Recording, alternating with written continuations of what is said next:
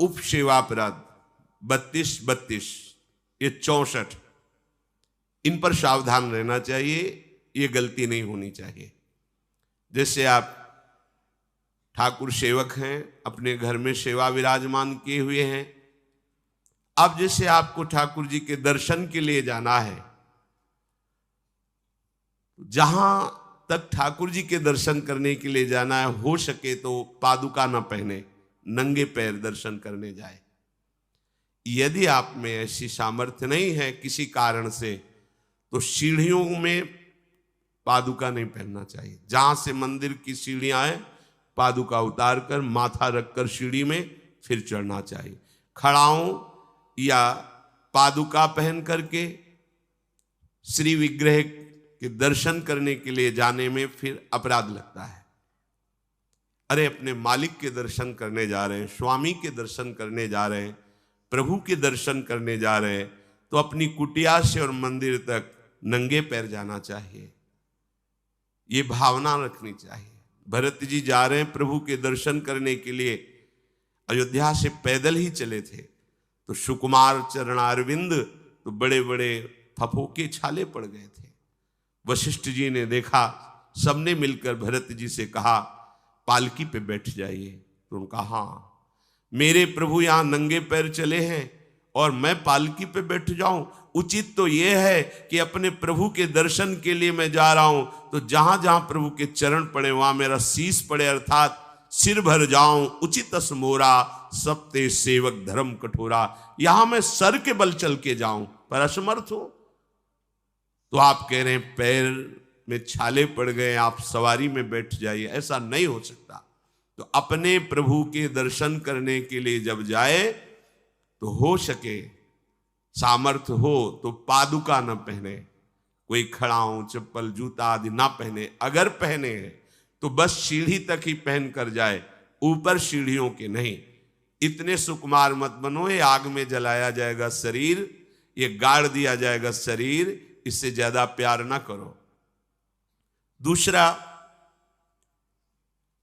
प्रभु के जो उत्सव हैं, कृष्ण जन्माष्टमी, राधा अष्टमी और भी जो भागवतिक उत्सव हैं, यदि आप अपने आराध्य देव का उत्सव नहीं मनाते हैं तो ये सेवापराध है, मनाना चाहिए।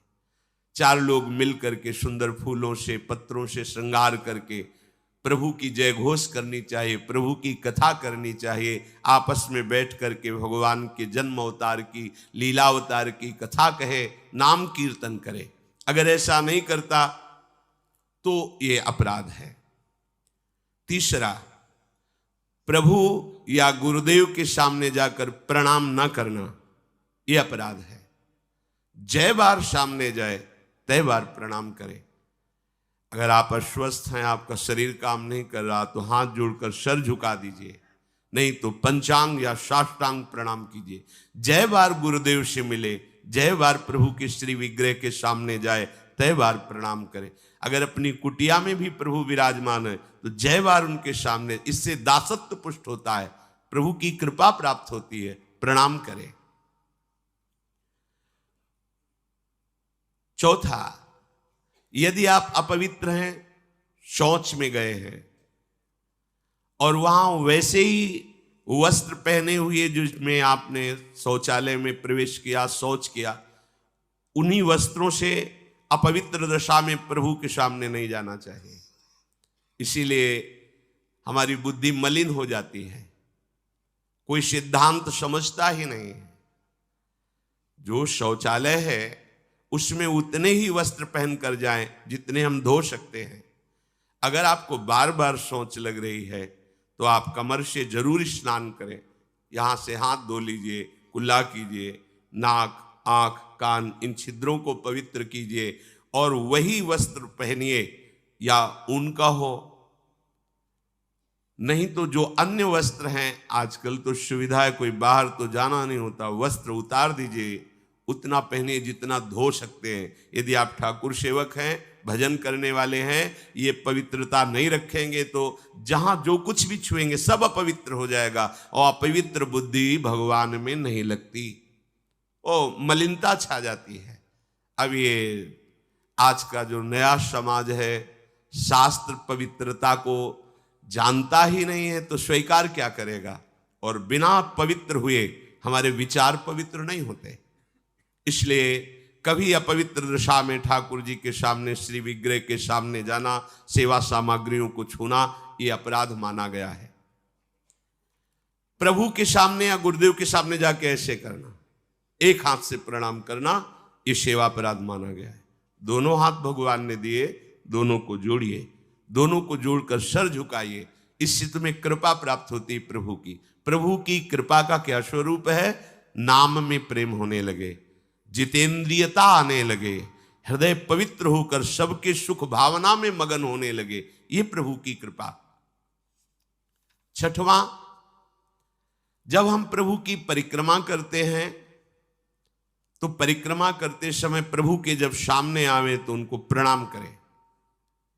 प्रणाम किया, फिर आगे। 4 परिक्रमा हमारे प्रियालाल की होती है। कभी सामने परिक्रमा नहीं करनी चाहिए, जैसे सामने खड़े ऐसे घूम जाते हैं सामने, नहीं, ऐसा नहीं।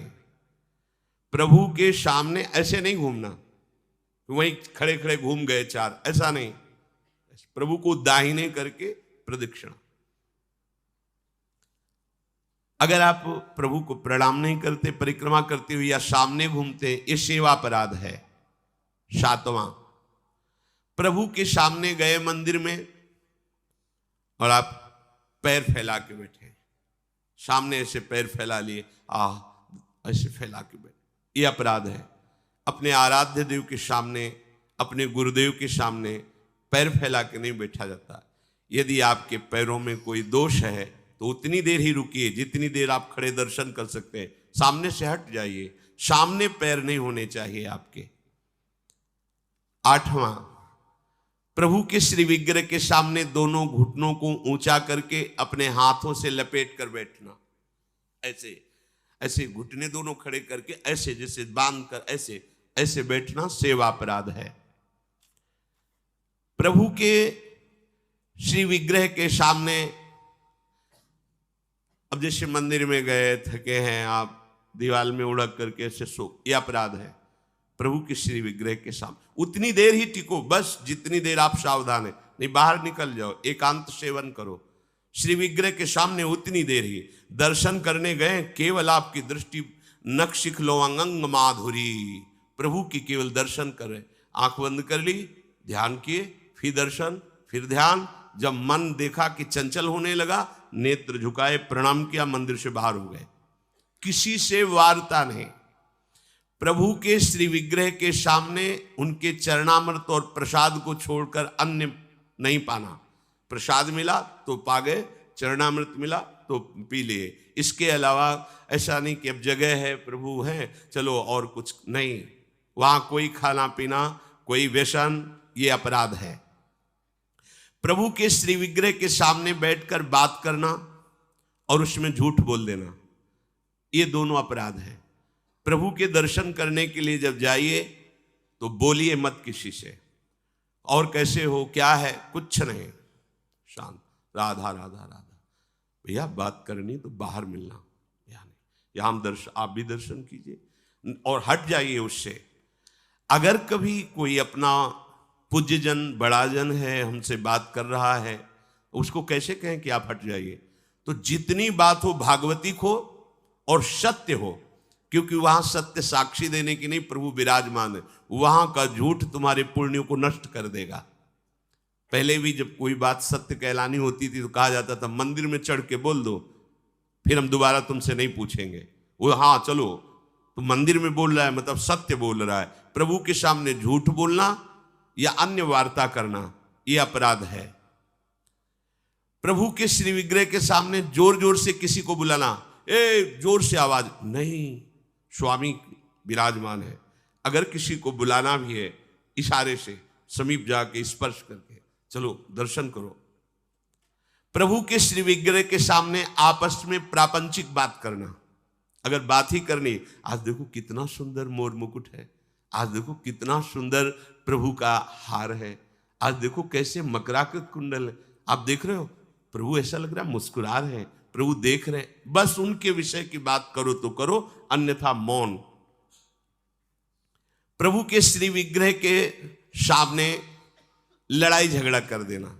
अगर आप बिहारी जी के सामने, राधा वल्लभ जी के सामने, राधा रमण जी के सामने कोई आपको धक्का दे रहा है, कोई आपको कटु व्यवहार कर रहा है, आप चुप रहिए, आपको प्रतिकार नहीं करना। मालिक हैं, वो देख रहे हैं, बिल्कुल शांत रहिए, बहुत बड़ा हिसाब हो जाएगा आपका, जन्म जन्मांतरों के अशुभों का नाश हो जाएगा। और अगर लौट कर आपने गाली दे दी और थप्पड़ मार दिया तो ये कलह आपके पुण्यों का नाश कर देगी। बहुत सावधानी से भगवत दर्शन किए जाते हैं। प्रभु के श्री विग्रह के सामने किसी को किसी भी प्रकार से पीड़ा देने की भावना कर लेना, भावना भी नहीं करनी पीड़ा देने की, प्रगट में देने की तो बात जाने दो। नहीं नहीं, प्रभु मानो आपने को कोई पीड़ा पहुंचा है तो प्रभु आप सर्व सामर्थ्यशाली, इसकी बुद्धि शुद्ध कर दो, इसका मंगल हो जाए। तो उसकी शुद्ध होगी कि नहीं, उसका मंगल होगा कि नहीं, प्रभु जाने, आपका मंगल हो जाएगा, आपकी बुद्धि शुद्ध हो जाएगी। प्रभु के श्री विग्रह के सामने किसी को आशीर्वाद देना। आप प्रभु के दर्शन करने गए, कोई आपको प्रणाम कर रहा, खुश रहो, जय हो जय, नहीं, देखना भी नहीं उधर, सीधे प्रभु की तरफ देखो। वहां कोई भी कहीं भी किसी को भी प्रणाम करे, प्रणाम प्रभु को हो रही है। आप बिल्कुल ये मानकर कि मेरे को प्रणाम कर रहा है उसको आशीर्वाद, बिल्कुल नहीं, प्रभु की तरफ केवल देखें। अगर किसी को ऐसे तो वो अपराध बनता है। प्रभु के श्री विग्रह के सामने किसी को गाली देना, निष्ठुर वचन बोलना, यह अपराध है। प्रभु के श्री विग्रह के सामने कंबल से शरीर ढक करके वहां बैठना, ऐसा। ये जो हमारा भजन करते हुए, सेवा करते हुए मन कठोर होता है, प्रेम में नहीं डूबता है, हमसे गलतियां होती रहती हैं। प्रभु के श्री विग्रह के सामने बैठ करके दूसरे की निंदा कर देना, ऐसा होता है। जैसे श्री जी के सामने बारंडा है, से जहाँ समाज होती, वहाँ बैठे हैं, आप घंटों बैठे हैं, अब आपस में चर्चा कर रहे हैं, अमुक की, ये अपराध है। एक की प्रशंसा, एक की निंदा, और प्रभु सामने बैठे हैं। बिल्कुल वहाँ बैठना है तो मंत्र जप करो, नाम जप करो, या पद गान करो जिनमें उनकी लीलाओं का गायन किया गया है। प्रभु के श्री विग्रह के सामने किसी को हाथ जोड़कर उसकी बड़ाई करना नहीं, प्रभु के सामने नहीं। कि आपने तो बड़ी कृपा की, उस दिन वहां मिले, ऐसा कुछ नहीं। ये सावधानी रखनी है तो सावधान रहना चाहिए। प्रभु के श्री विग्रह के सामने हंसी मजाक, अश्लील शब्दों का उच्चारण करना, एक दूसरे से हंसी मजाक कर रहे हैं, सेल्फी ले रहे हैं, ये सब नाटकबाजी नहीं तो आए हो धाम में कृपा प्राप्त करने के लिए और बन जाएगा अपराध। प्रभु के श्री विग्रह के सामने अधोवायु आदि का त्याग करना, ऐसा कुछ है, एक झलक लीजिए, बाहर जाइए, वहां मर्यादा है। ये कोई ऐसा नहीं कि मनोरंजन का स्थान हो, इन्हीं की कृपा से हमारा जीवन सत मार्ग में चलता है। और आपसे सच्ची कहते हैं, ये हमारे प्रभु राधा वल्लभ लाल जी, बांके बिहारी लाल जी, राधा रमण लाल जी, ये मूर्तिकार की रचना नहीं, साक्षात प्रिया प्रीतम है। हमारी भावना नहीं बन पा रही, इसीलिए है, नहीं तो इनके इशारे होते हैं, ये मुस्कुराते हैं, और जो आप बात करोगे उसका उत्तर आपको मिल जाएगा, आपके ही हृदय में बैठकर उत्तर दे देंगे। कई बार ऐसी प्रभु की तरफ से इशारे होते हैं कि साक्षात प्रभु विराजमान है, बस आपकी भावना जाकी रही, भावना जैसी प्रभु मूर्ति देखी तिन तैसी। और सेवा में आपके पास सामर्थ्य है, पर आप साधारण चीजों से प्रभु की सेवा कर रहे हैं तो यह अपराध है। जैसे एक दिन कहा था कि ठाकुर जी के सामने तो चिरौरी रखवा दी, और आप पूरा परिवार पकौड़ी हलवा से बाल भोग कर रहे, ये अपराध है। ऐसा नहीं। यदि आपके पास नहीं है तो बाजरे की आधी रोटी से ठाकुर जी प्रकट हो गए धन्ना जी के यहाँ। प्रभु को नहीं चाहिए, वो तो विश्व का भरण पोषण करने वाले स्वयं विश्वात्मा हैं। पर यदि आपके पास है तो उत्तम उत्तम भोग लगाइए, उत्तम उपचारों से प्रभु की सेवा कीजिए। ऐसा नहीं कि आप अपने लिए वस्त्र बहुत महंगे लाते हैं और प्रभु के लिए ऐसे साधारण कपड़े ले आए, अपने लिए अच्छी भोग सामग्री प्रभु के लिए ऐसे दुकानों में है, सुपारी किसके लिए लेना है? आपको खाना है तो अच्छी क्वालिटी की रखिए, और अगर पूजा के लिए लेना है तो जो कोई खाएगा नहीं वो रखी पूजा वाली। सूखे नारियल पूजा के लिए, टून का कपड़ा पूजा के लिए, ये ऐसा नहीं होना चाहिए, ये सेवा अपराध है। अपने बच्चे को कैसे आप रखते हैं? देखिए, आप बाहर भी जाते हैं तो एक बोतल में दूध रखते हैं, थोड़े से कुछ खान पान के साथ, बच्चा है। ऐसे ही अपने ठाकुर जी को समझिए, वो आपके लाडले हैं। जो आप जल पिलाओगे वो जल पिएंगे, जो आप भोग लगाओगे भोग लगाएंगे। सेवा विग्रह में प्रभु आपके अधीन है। अगर सेवा विग्रह में आपने ऐसा बर्ताव किया जो नहीं होना चाहिए तो आपका हृदय कठोर हो जाएगा, आपकी भक्ति बाधित हो जाएगी। वैसे भी आसक्ति होनी चाहिए। जो सेवा विग्रह आपको प्राप्त हुआ उसमें आसक्ति होनी चाहिए। अच्छे से अच्छे पदार्थ देखकर मन ललचा जाए कि मेरी सामर्थ्य तो नहीं, पर अगर सामर्थ्य होती तो आज प्रभु को ये भोग लगाते, आज प्रभु को ये पहनाते, तो आप ये समझो आपको उसका फल मिल गया। चढ़ा नहीं पाए, समर्पित नहीं कर पाए, पर उसका फल आपको मिल गया, क्योंकि आपने विचार किया ना, भावना की ना, और प्रभु भाव ग्रहण करते हैं। प्रभु को बिना अर्पित किए किसी भी वस्तु को खाना पीना यह सेवा अपराध है। यदि आप गुरुमंत्र लिए हो, ठाकुर सेवा विराजमान किए हो और आप बिना अर्पित किए पाते हैं तो अपराध है। एक बार नंदगांव ब्रज भक्तों के चरित्र में है, अगर आप बिना भोग लगाए पाते हैं, बिना भोग लगाए जल पीते हैं, जल भी पीना है तो आप अपने गुरुदेव का स्मरण करके नाम लेकर ही जल पीजिए, उनको भाव से अर्पित करके। भोग पाइए तो अर्पित करके। अगर आप अर्पण नहीं करते हैं तो इसमें अपराध बनता है। ये आपकी बुद्धि को भ्रष्ट कर देगा, मलिन कर देगा। बिना भोग लगाए कुछ नहीं पाना। अगर ऐसा नियम रखोगे तो तुम्हारी बुद्धि रोज का रोज भक्ति के रंग में रंगती जाएगी, हृदय द्रवित हो जाएगा। बिना अपने आराध्य देव को अर्पित किए हुए कुछ भी नहीं स्वीकार करना। अगर हमें वस्त्र भी पहनना है तो पहले प्रभु को अर्पित करना है। अगर ऐसी भावना रखोगे तो बहुत जल्दी प्रभु कृपा करके अपनापन आपके हृदय में प्रकट कर देंगे। जो सबसे बड़ी सिद्धि है कि श्री जी हमारी लाडली, जो हमारी, ये भाव आ जाना, हमारे माई श्यामाजू को राज, ये सबसे बड़ी सिद्धि हृदय में आ जाना। जैसे मीरा जी कहते, मेरे तो गिरधर गोपाल दूसरो न कोई। प्रभु को निवेदन किए बिना कोई भी वस्तु खाना पीना ये सेवा अपराध है। और जो ऋतु में सबसे सुंदर फल है, जो अनुकूल मौसम के है, वैसे ही सेवा करनी चाहिए। सर्दी है, थोड़ा गुनगुना जल, वो पदार्थ भोग में लगाएं जो सर्दी दूर करते हैं, क्योंकि आप जैसी भावना करेंगे प्रभु वैसा ही आपको अनुभव कराएंगे। अब कोई कल पूछ रहा था कि पानी बदलना चाहिए क्या प्रभु के लिए? एक गिलास में रख दिया, 24 घंटे ऐसे रखा है, उसको बदलना चाहिए, ये सेवा हो रही क्या? अरे भाई, पानी थोड़ी रखने के लिए है, वो तो समय समय से पिलाना है। और जब शयन कराते हैं तो 2 लड्डू रख दिए, जल रख दिए। जब उत्थापन किए तो उस प्रसाद को विराजमान प्रसादी स्थान में किया, फिर नवीन भोग लगाया उत्थापन का। ऐसे थोड़ी कि सुबह चिरौरी और पानी रख दिया और शाम तक वैसे रखा हुआ है, ये सेवा नहीं कहते, तो प्रमाद स्थिति है। देखो, गांव गली की सेवा वाली बात अलग है, यहां प्रेम की उपासना की बात है, शरणागति की परिपक्वता की बात है। सुंदर सुंदर फल वस्तुएं आई और आपने उनको पा लिया एक लेके, और फिर कहा कि भोग लगा देना, यह अपराध है। अब इसी में एक सावधानी की बात बता रहे हैं। गिरिराज जी की दंडोती परिक्रमा सदगुरुदेव भगवान के साथ लगा रहे थे। जब मानुषी गंगा में पहुंचे तो वहीं पास में सहतूत बिक रहे थे। महाराज जी ने कहा, श्री जी की इच्छा है, सहतूत लाओ। सहतूत लाए, वो इतने इतने खटमिठे से होते। मानुषी गंगा में उनको धोए, महाराज जी ने भोग पात्र में रख करके इतने दिए। बोले पाओ। महाराज जी श्री जी को, बोले ऐसे थोड़ी श्री जी को पवा देंगे, पहले बताओ खट्टे तो नहीं ज्यादा। तो महाराज जी अपराध तो नहीं लगेगा?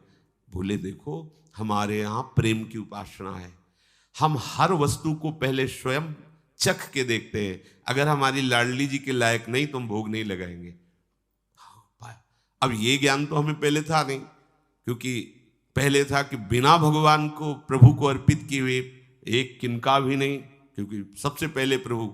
लेकिन ये इससे भी श्रेष्ठ बात है, हमारे लाडली लाल को कहीं ऐसा कोई भोग न लग जाए जो दुखद हो, तो हम पहले कढ़ी चावल रोटी सब सामग्री बनी। अब हम देखेंगे, पहले एक चम्मच निकाले, अलग लिए, हाँ कढ़ी ठीक है, बहुत सुंदर, ठीक, आज थोड़ा नमक कम है, थोड़ा सा और मिला देते हैं, या चीनी कम है खीर में, थोड़ा सा और मिला, फिर हाथ धोया, आचमन किया, फिर वहां से उसको ठीक किया और फिर भोग लगाया। ये प्रेम की उपासना की। यहां जो बात कह रहे हैं कि अच्छे अच्छे फल लेके उठाए खा लिए, हाँ, अपने स्वाद बुद्धि से अपने उदर पर पोषण के लिए यदि आपने ले लिया है, तो अब आपने कोई भोग सामग्री, लड्डू या पेड़ा रखे हुए हैं श्री जी के लिए, रोज भोग लगता है, और डिब्बा को खोला है, प्यास लगी है, एक पेड़ा लिया, पानी लिया, और वो अमनिया नहीं रह गया। अब आपने ले लिया, पहले तो अपराध लगा कि आपने अमनिया पाया, दूसरा सारा वो पदार्थ जो रखा था वो सब बेकार हो गया, श्री जी के भोग लायक नहीं। बहुत होश में सेवा में प्रभु के श्री विग्रह के सामने पीठ करके बैठ जाना। सामने श्री जी विराजमान है तो उनके सन्मुख होकर के बैठिए या साइड में बैठिए, ठीक उनके सामने पीठ नहीं होनी चाहिए। प्रभु के श्री विग्रह के सामने किसी को प्रणाम करना, जैसे श्री जी के दर्शन करने राधा वल्लभ जी के गए हैं तो आंख बचाइए, किसी को आंख ना मिलने पावे, बड़ा छोटा कोई भी, बस मन से सबको प्रणाम, बस सीधे प्रभु से आंख मिला लीजिए। अगर वहां गुरु जी पधारते हैं या गुरु स्वरूप महापुरुष कोई पधारते हैं तो श्री विग्रह के सामने से हट जाइए और दूर हो करके फिर उनको लक्ष्य करके प्रणाम कीजिए, पर सामने नहीं। जैसे ऐसे सामने दर्शन कर रहे हैं तो उसमें हम प्रणाम करेंगे तो उनकी दृष्टि हमारी तरफ आएगी, तो हमारे द्वारा ये बाधा पड़ गई उनकी एकाग्र। और दूसरी बात, शास्त्र मर्यादा भी है प्रभु के साथ। अगर आप प्रणाम करते हैं तो कई बार हमने देखा है कि जैसे सदगुरुदेव भगवान दर्शन कर रहे हैं तो हिम्मत ही नहीं थी कि प्रणाम कर लो, क्योंकि उन मतलब वो उनकी कृपा से मन पर इतना शासन था, बिल्कुल पीछे साइड में उनके सामने जाने की, क्योंकि वो आँख जब मिल रही तो फिर बीच में नहीं। जैसे कभी अचानक ऐसा प्रणाम मुद्रा में हुए तो बाहर निकल के कह दिया कि श्री जी के इस दरवाजे से लेकर उस दरवाजे के बीच में कभी भी ये व्यवहार वृत्ति नहीं होनी चाहिए, ये प्रणाम नमस्कार, ये बातचीत लेना देना बिल्कुल नहीं, चाहे हम हो या कोई हो। तो अब उनका आदेश, तो ऐसे नेत्र से प्रणाम किया अपने दर्शन। श्री जी के सामने, श्री विग्रह के सामने किसी को प्रणाम न करना, श्री जी के सामने प्रणाम न करवाना और प्रणाम न करना, केवल श्री जी को प्रणाम करना। हाँ, गुरुदेव हैं तो उनको मानसिक प्रणाम कर, लेकिन उनसे भी प्रार्थना करना, बातचीत करना, कोई सलाह लेना या कोई चर्चा करना निषेध किया जा रहा है। कुशल प्रश्न, उनका स्तवन आदि, क्योंकि उनको विघ्न पड़ेगा। हमारी श्री जी में गुरुदेव में अंतर नहीं, लेकिन इस समय गुरुदेव की दृष्टि श्री जी में है। अगर हम जरा भी बातचीत की, प्रणाम कर रहे तो उनकी चित्तवृत्ति, उनकी दृष्टि हमारी तरफ आएगी, ये हमारे द्वारा अपराध बन गया। हम उनको सुख प्रदान करने के लिए हम छुप जाएं कि वो हमें देखे भी ना और वो श्री जी को देखे। अपने मुख से अपनी प्रशंसा करना, ये सेवा अपराध के अंतर्गत है। सेवक को कभी स्वामी के सिवा किसी की प्रशंसा नहीं करनी चाहिए, ना अपनी ना पराये की, केवल अपने आराध्य देव की बात। किसी की भी निंदा करना बिल्कुल नहीं, ये तो घोर अपराध वृत्ति है। पर निंदा के किए ते आवत नहीं कछुआत, मूर्ख पर्वत पाप को ले चल अपने साथ। अगर हम किसी की निंदा कर रहे हैं तो उसके सारे पाप हमारे पास आ रहे हैं, ये आप सच्ची समझ लीजिए। बिना पाप कर्म किए पाप का बोझा आपके माथे पे लद जाएगा यदि आप किसी की भी निंदा करते। काहे को इतना बड़ा घाटा करते? तो निंदा तो नहीं करते पर सुन लेते हैं, कोई कहता तो दोनों का एक ही फल है, कथन श्रवण का एक ही फल है। जैसे एक पाप आचरण कर रहा है और एक पापाचरण की प्रेरणा दी है, जाओ ऐसा कर लो, और एक कहां जा रहे हो, ऐसा करने जा रहे हो, हाँ ठीक है करो, तीनों को बराबर दंड मिलेगा। कर्ता, प्रेरक, अनुमोदन। अनुमोदन हाँ हाँ ठीक है, प्रेरक हाँ ऐसा कर दो, और वो जो कर्ता, चाहे शुभ कर्म हो, तीनों को बराबर फल मिलेगा।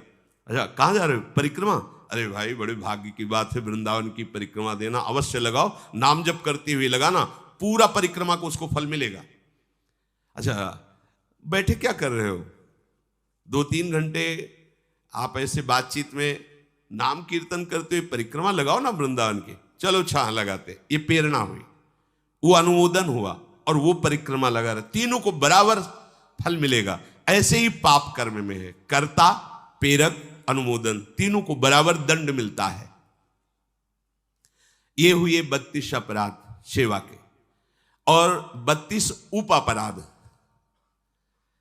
राजा के अन्न का भक्षण करना उप अपराधों में आता है। यदि वो वैष्णव नहीं, भगवत प्रेमी नहीं है, तो राजअन्न को निषेध माना गया है। अंधेरे में श्री विग्रह को रखना, जहां श्री जी विराजमान है वहां एक दीपक ही चाहे जल ले, लेकिन जलना चाहिए, प्रकाश रहना चाहिए। अगर प्रभु शयन भी कर गए तो भी एक दीपक जलना चाहिए। अब तो दीपक की बात ही क्या है, अब तो लाइट व्यवस्था है, तो छोटा सा प्रकाश का ऐसा। जो गुरुदेव ने नियम दिए हैं, उन नियम के अनुसार आपकी दिनचर्या होनी चाहिए। मनमानी नहीं, ये मनमानी दिनचर्या का फल होगा गुरु की प्राप्ति, पर भगवत प्राप्ति होगी गुरु प्रदत्त दिनचर्या से।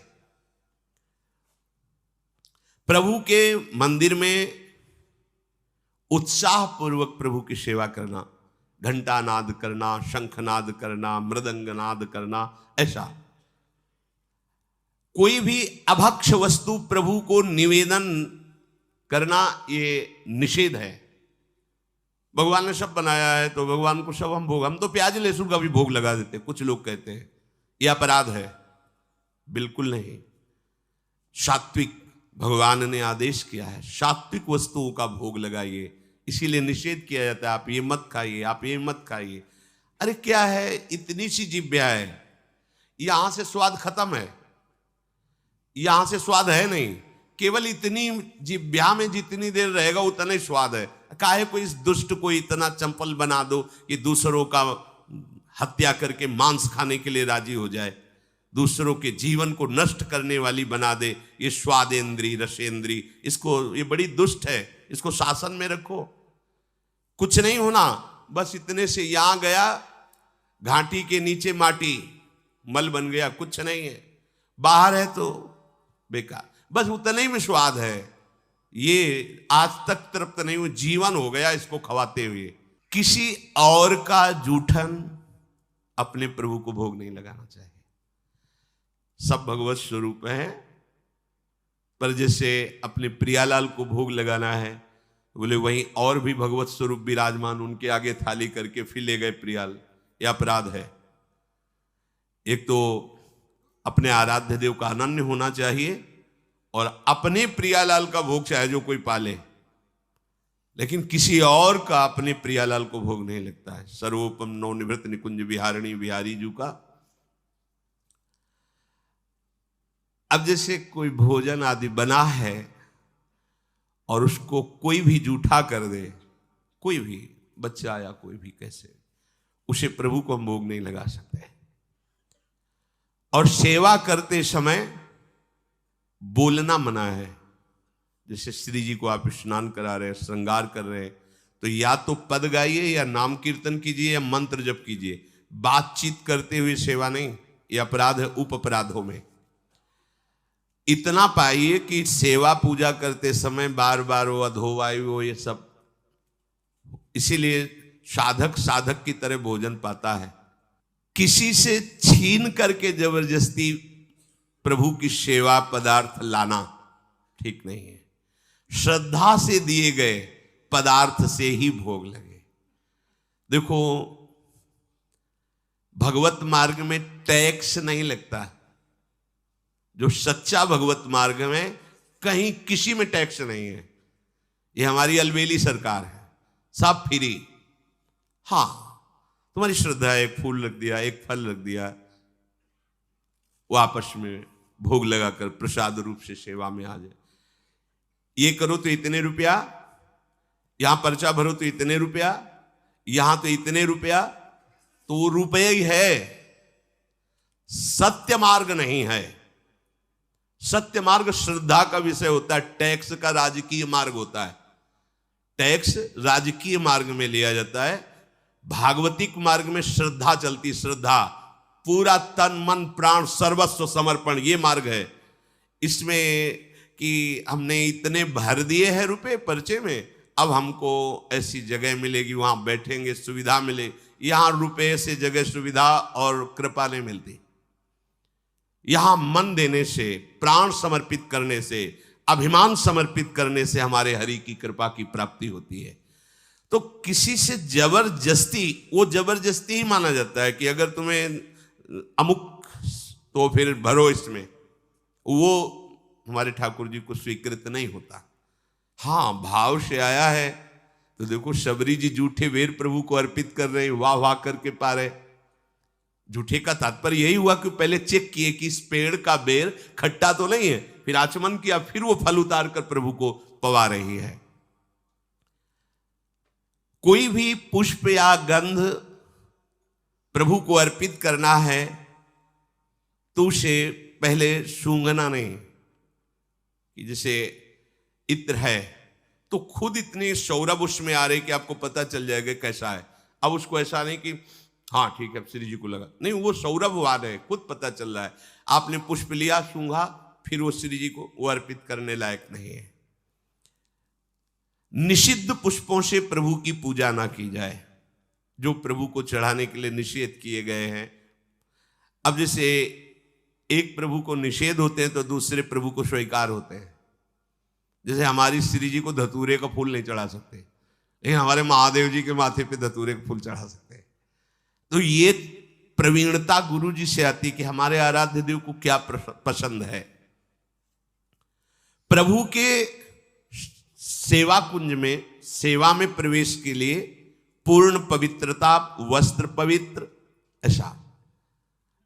ऐसे नहीं कि ऐसे उठे और ऐसे चल, नहीं, पूर्ण पवित्रता से जाइए।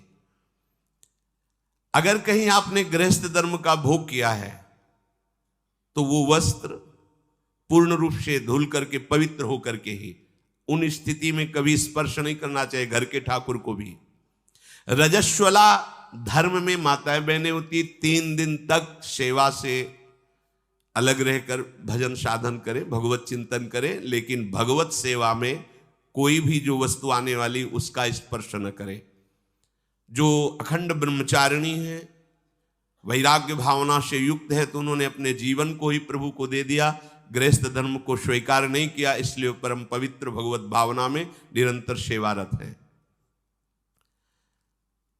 प्रभु को जो दीपक भी स्पर्श करना है उसको अपने प्रयोग में न लावे। प्रभु को कभी किसी शव के साथ यात्रा करना, स्पर्श करना, श्मशान में जाना, तो वस्त्र सहित स्नान करके ही अपने सेवा भवन में प्रवेश करना। अब यहां एक और रहस्य, यदि वो वैष्णव है, विरक्त संस्कार से युक्त है, तो इसके प्राण चले गए हैं, तो शरीर स्पर्श से आप पवित्र होंगे, ना कि स्नान करने की जरूरत है। लेकिन यदि वो गृहस्थ है तो फिर ये प्रक्रिया उसके साथ जाकर फिर लौटते समय वस्त्रों सहित स्नान करें। बिना पवित्र वस्त्र के, धोए वस्त्र के, जैसे रात्रि में आप शयन किए हैं, जो वस्त्र पहने हुए, उन्हीं से सेवा में नहीं जाना। रात्रि में शयन किए हुए वस्त्रों को धोया जाता है, प्रातः काल उठ करके उन वस्त्रों का त्याग करके नवीन वस्त्र धारण करके दिनचर्या की जाती है। इसीलिए रात्रि में उतने ही वस्त्र पहने जाते हैं जो सुबह प्रातः शौच आदि में जाकर धोए जाते हैं। गुस्से में भर करके किसी से आप गुस्सा हो गए और सेवा करने जा रहे हैं तो रुक जाइए, पहले गुस्सा शांत कीजिए। क्रोधावेश में अंदर मत जाइए सेवा में। लाडली लाल की सेवा करनी, पहले बाहर बैठिए, कोई पद उच्चारण कीजिए, नाम चिंतन कीजिए, अपनी गुस्सा को शांत कीजिए। कभी भी किसी तरह से किसी पशु का मांस, पक्षी का मांस या कोई नशे वाली वस्तुएं कभी भी सेवा भवन में प्रवेश ना होने पावे। जैसे कई गृहस्थ जन कहते हैं कि हमारे यहाँ वो लोग नहीं मानते और रसोई ऐसी बनाते हैं मांस आदि की, तो मुझे क्या करना चाहिए? देखो, वो पात्र स्पर्श करने लायक भी नहीं है भगवत सेवक जनों के द्वारा, जो अपने सदगुरु की आज्ञा में रहते हैं, श्री जी की सेवा करते हैं। अब उनके लिए बड़ी समस्या है उस परिवार में, पर जैसे भी बने तैसे देखो, पर वो पात्रों में रांधा हुआ भोजन जिनमें मांस रांधा गया है वो कभी ठाकुर जी को या गुरुदेव को अर्पित करना अपराध माना गया है। कभी ऐसा ना करें। हमें तो लगता है उस रसोई में नहीं अमनिया होना चाहिए जिसमें ऐसे पदार्थ रांधे गए हैं। कोई भी उपासक ये गांजा, अफीम, ये नशा करके, कुछ लोगों को तो ऐसा भ्रम हो गया है कि बहुत ध्यान लगता है नशा करके। शराब पिए नाली में पड़े हैं, लघु शंका कर रहे हैं, बादशाह है। अगर कृपा हुई तो कुत्ता भी ऊपर लघु शंका कर रहा है, उनको लग रहा है मानो मेघ जो है अमृत वर्षा कर रहे हैं। हाँ, नशे में वो तो दृश्य है, वो तो देखने को मिलते हैं, कोई ये अलौकिक बात थोड़ी है। नशा लिया, आपके सारे यंत्र मूर्छावस्था को, शिथिलता को प्राप्त हो रहे हैं। बोले बड़ा आनंद आता है भजन में आनंद आता है। भजन में तो आनंद तब आता है जब सावधान और चेतना युक्त होकर मन से लड़ करके प्रभु में चित्त को जोड़ो, तब आनंद की प्राप्ति हो। कोई भी नशा भगवत प्राप्ति करा देता तो शास्त्रों में लिखा होता, कहीं नहीं, सब जगह महापुरुषों ने निषेध किया। कुछ सिद्ध पुरुषों में ऐसी लीलाएं होती हैं, पर उनकी हम होड़ थोड़ी कर सकते हैं। एक महापुरुष थे जो 10 ग्राम संखिया जहर रोज पाते थे। 10 ग्राम, अगर 2-4 बीज संखिया जहर के पालो तो मर जाओगे। तो उड़िया बाबा को विश्वास नहीं हुआ, तो जहां सुना वहां गए और उनसे कहा, महाराज आप 10 ग्राम संखिया जहर पाते हैं? बोले रोज। बोले 4 बजे पाते हैं? तो बोले हम रुकेंगे आपके पास, देखेंगे। 4 बजे सिलबट्टा में रखा, इतने बीज 10 ग्राम में चढ़े होंगे। और बाबा ने देखा कि बोले इतने में तो 150 लोग मर जाएंगे। और बांटा और धो करके सिलबट्टा अपने खप्पर में डाला और पी गए। बाबा ने कहा, हमको इसका रहस्य बताओ कि जहर आप पर प्रभाव क्यों नहीं करता? तो बोले आज से थोड़ी खा रहे हैं, हमने बचपन से अभ्यास किया था। एक बीज लेके घसा और चाट लिया। वो एक बीज का अभ्यास करते करते आज 1 तोला 10 ग्राम जहर पचा लेता हूं। ये संतों की लीलाएं होती। कई ऐसे महापुरुष होते हैं जिनमें ये बातें देखी जाती है, पर वो बात साधक को नहीं स्वीकार करनी। वो सिद्धावस्था को प्राप्त महापुरुष क्या लीला करते हैं। अभी कल के सत्संग में था, उपनिषद में आचार्य गुरुदेव अपने शिष्य से कहते हैं, जो मेरे आचरण